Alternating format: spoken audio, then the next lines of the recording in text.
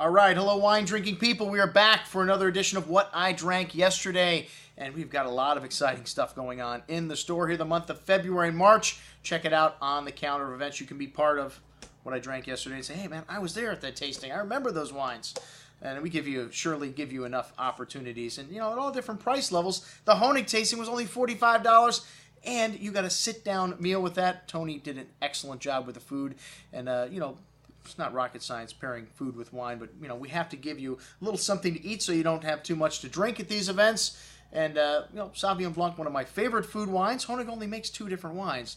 So, like I said, it's not really we have to really work hard to get a large, broad lineup of wines to show at a tasting for a winery like this. But Stephanie was nice enough to send us some late harvest wines from their cellar. It's always nice when you can get something sent out special for an event. Thank you very much. The older dessert wine showed fabulously. And like I said, they only make 2 varietals at this winery. They started with Sauvignon Blanc.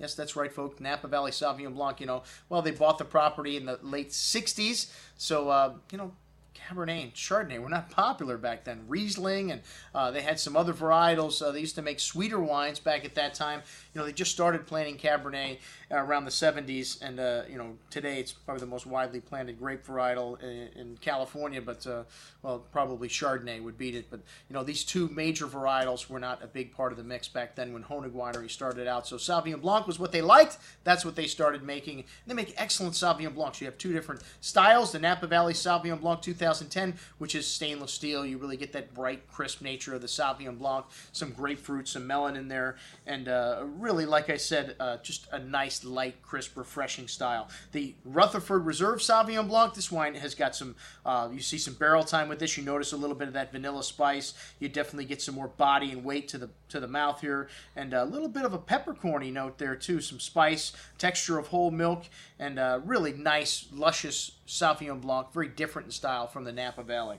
All right, well, the Honig's Napa Valley Cabernet 2009, another very good vintage for Napa. Watch out, 2010 and 2011 short vintages. You're going to see prices on some wines going up. They just don't have the juice to sell. But hey, enjoy this 2008 and 2009 vintage while they last. 2 very good vintages. This wine's got this lovely sweet black cherry and cassis berry fruit. They're making their wine a much more forward and approachable style, like everybody is.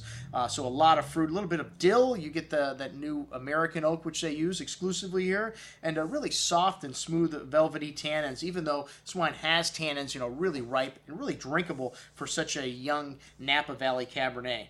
All right, next up, the 2006 Bartolucci. This is their single vineyard, their best wine that they make with a Cabernet varietal. Well, hey, the Napa Cab's 50% their own fruit and 50% purchased fruit. This is 100% purchased fruit. This is an incredible vineyard site. The Wagners used to use this for their Camus Special Select.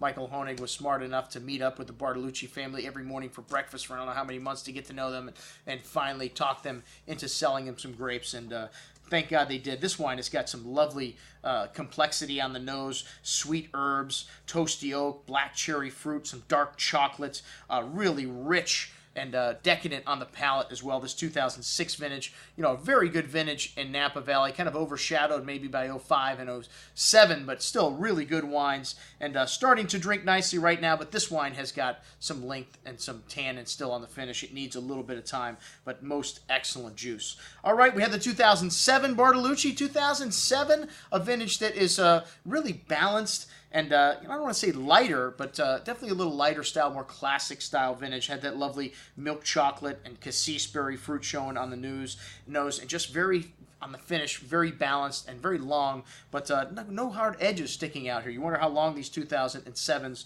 are going to last, but like I said, lots of balance, and it is Cabernet Sauvignon. All right, the late harvest wines. Really nice to see some older vintage late harvest. This 2004 taking on a really amber color here. Some lovely apricot and mature notes showing there on the nose and honey. And then the 2006 and 2008. 2008, you really notice the freshness in this wine. The vanilla still in there. Some buttered toast, some honey. Really nice bottle of wine. Some lovely freshness there too. Great acidity. All sweet wines. Should finish dry, and all 3 of these, even though they had a lot of residual sugar, still very fresh on the finish. Some great stuff. Thanks very much, Stephanie, for coming out for our Honig event. Check it out, along with all the wines available for Honig on this review. I'm your host, Andrew Lampasoni, signing off for the Wine Watch, saying remember, always drink the good stuff first.